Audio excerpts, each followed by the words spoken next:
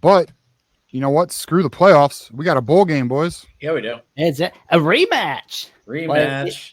It's like a Christmas wish for me because we get to play Michigan again. It's a double rematch if you think about not it. Not a Christmas wish for me. I am not wishing this Christmas. To be honest, I wanted LSU in the Music City Bowl.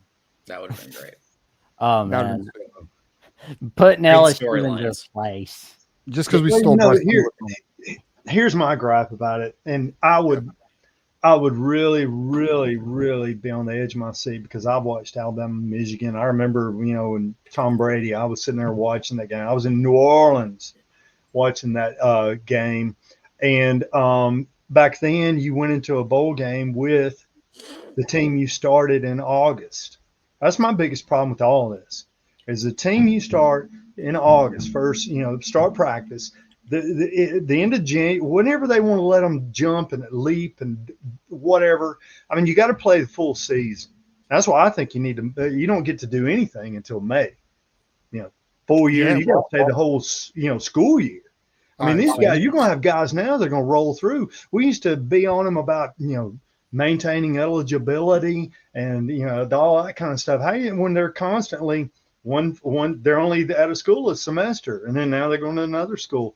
And so, I mean, I would trust and enjoy and appreciate the game more if the team Michigan started the first game, those players were still playing here against Alabama, and the same vice versa. So I just don't trust the model that where these kids can jump and bail and we could do a whole hour on this, but but we need contracts. I think is the real where we need to go because you have a contract, it's a little bit harder to swap around so much, and you actually have to dedicate yourself to a particular. Well, school. It used to be when I played, when you signed that scholarship, you were obligated. If you wanted to transfer, okay, you had to sit out a year, but you were obligated that contract and that kind of stuff. And now, I mean, kids just jumping, there for 3 months and gone. And I would appreciate and enjoy the game so much more if the team Alabama started the season with, the team Michigan started like it used to be,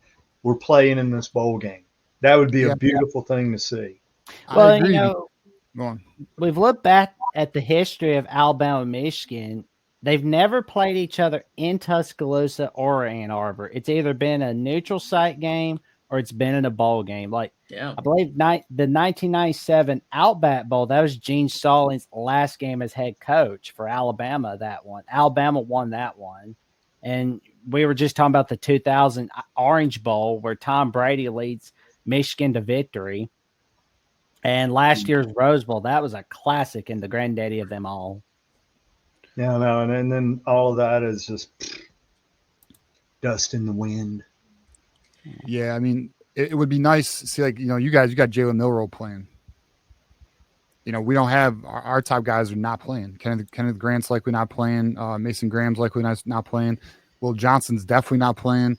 Josiah Stewart's not playing. We have all these all of our top players are just not going to play. So you guys are going to play against our JV team almost. But we got guys jumping ship too. So, we had Oates, and we got guys jumping ship too. Yeah, but you still have, not as much as y'all.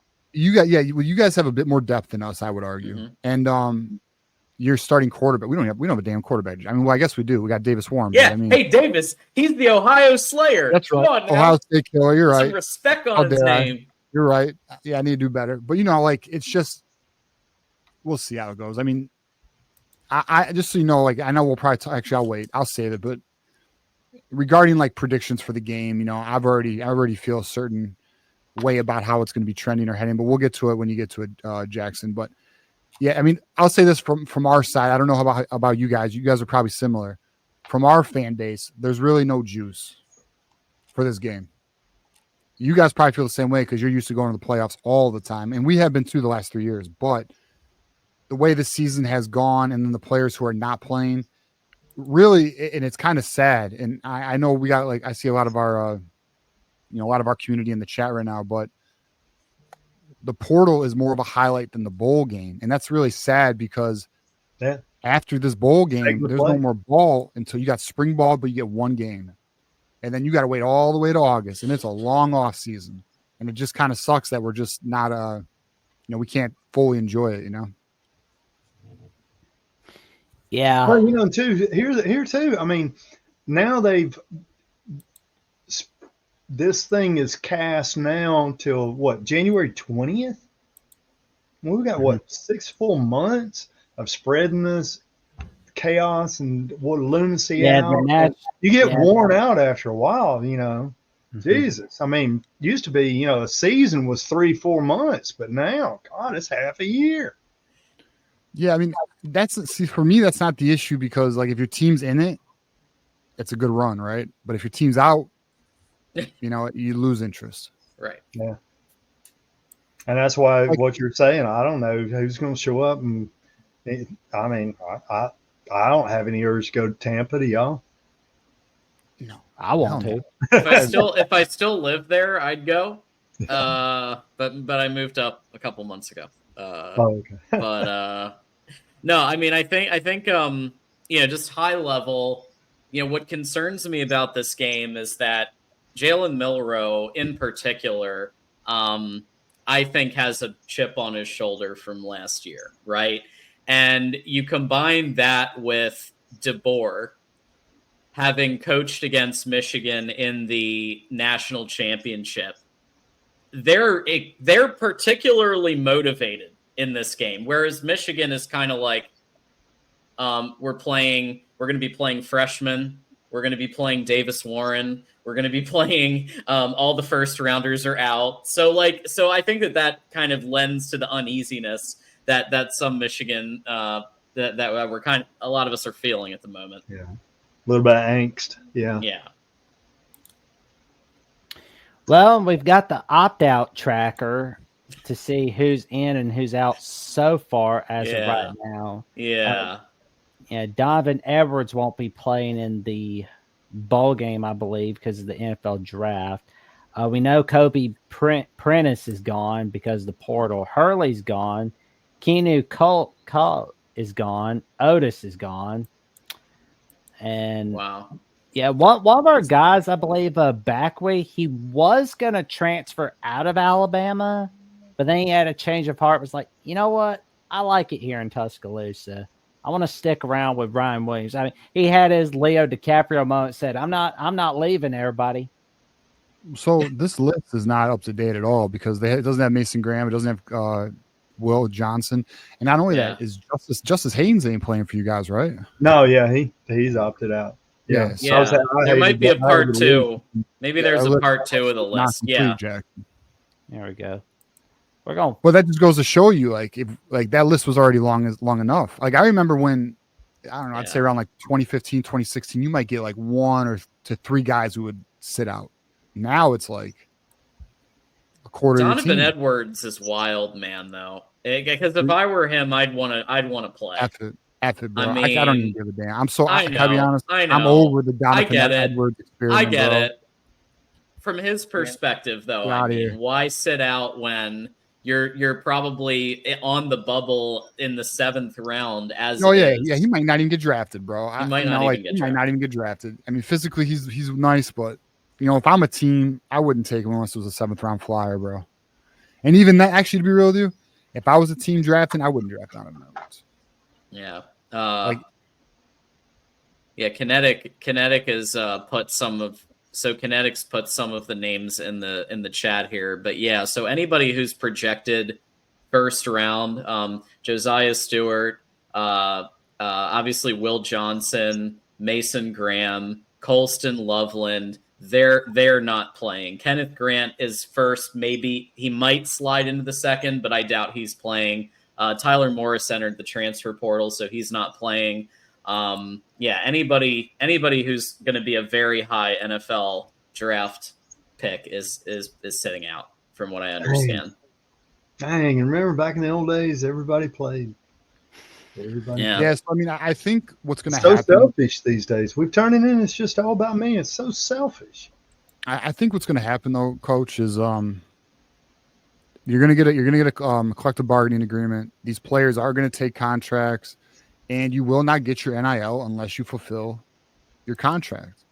And that's just where it's going to have to be. And right now, it's real great because the NCAA let's be honest too. The SEC and the Big Ten are going to break away from the NCAA. They're meeting every month already. So they're already meeting every month. At some point, they will break away. And you can, and what happened in the playoffs just now only, in my opinion, pours gasoline on it, because you already know the SEC is not happy that Alabama didn't get in, or even Ole Miss, over teams like SMU or even Indiana, right? So let me ask you this. All right, so Alabama, had some great coaches, great players, great seasons, great teams, but Alabama's not a rich and whatever pocketed, endowed university. And so how are, now it used to be tradition, and it used to be recruitment and stuff like that. And now it's all coming down to money. And so teams, Alabama, Auburn, some of these schools are not, Georgia's got Georgia. Alabama's got Alabama, Auburn. And Mississippi's got Mississippi State, Ole Miss. So, some schools like Georgia, they're sitting fancy. Tennessee, they're sitting fancy. But other schools like in the state of, the financial resources are not.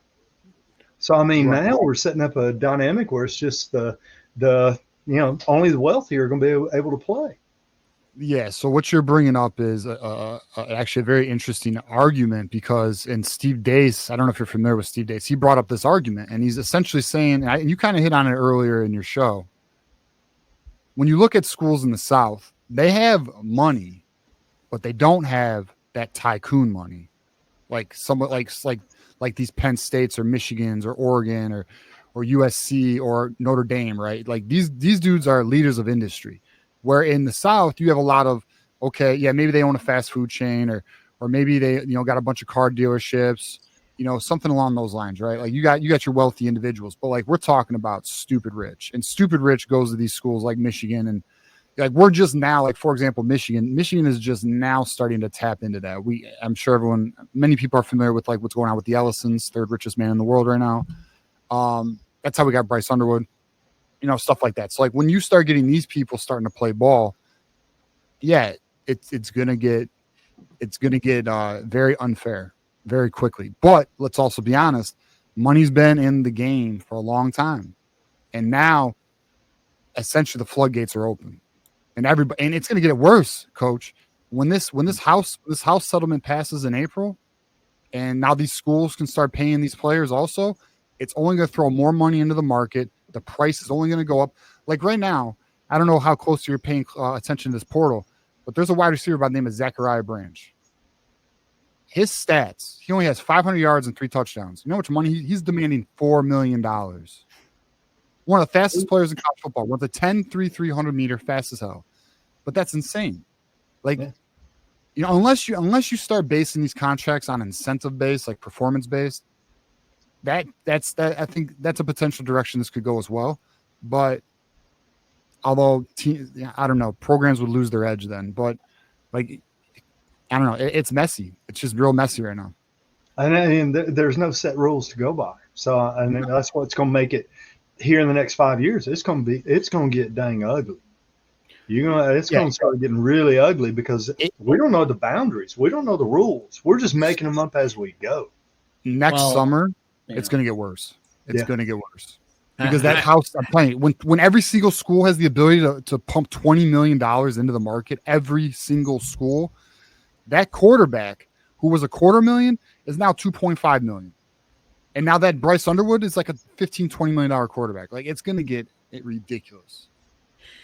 Yeah, I will. I might rile the Bama fans up a little bit here, but let's be honest that Nick Saban isn't exactly somebody who's completely far removed from compensating athletes. So I think that we also just need to remember that I think that part of the reason that he's a little bit upset is that that last year in 23 he actually had to deal with more parity, right? Because now instead of Alabama and Georgia and one or two others being way up here and then everybody else is down here, now you're starting to see a slight bit more parity and now it's not just Alabama and Georgia, but now you've got the Michigans, and obviously Ohio State was also up there pretty high. But now you're seeing some others start. It's starting to even out a little bit. So we also just have to remember that we have to consider the source of some of these things.